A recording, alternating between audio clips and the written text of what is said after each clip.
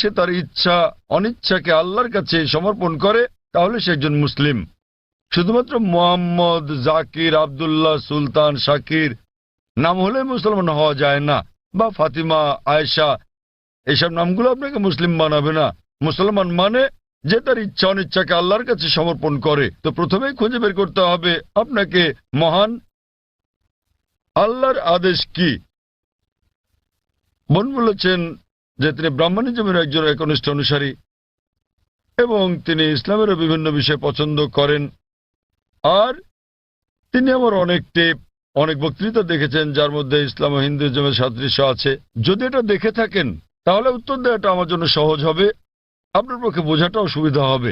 আপনি যদি দেখে থাকেন আমার হিন্দুইজম ইসলামের সাথে সে তার ইচ্ছা অনিচ্ছাকে আল্লাহর কাছে সমর্পণ করে তাহলে সে একজন মুসলিম। শুধুমাত্র মোহাম্মদ, জাকির, আব্দুল্লাহ, সুলতান, শাকির নাম হলে মুসলমান হওয়া যায় না, বা ফাতিমা, আয়েশা, এসব নামগুলো আপনাকে মুসলিম বানাবে না। মুসলমান মানে যে তার ইচ্ছা অনিচ্ছাকে আল্লাহর কাছে সমর্পণ করে। তো প্রথমেই খুঁজে বের করতে হবে আপনাকে মহান আল্লাহর আদেশ কি। বোন বলেছেন যে তিনি ব্রাহ্মণিজমের একজন একনিষ্ঠ অনুসারী এবং তিনি ইসলামেরও বিভিন্ন বিষয় পছন্দ করেন।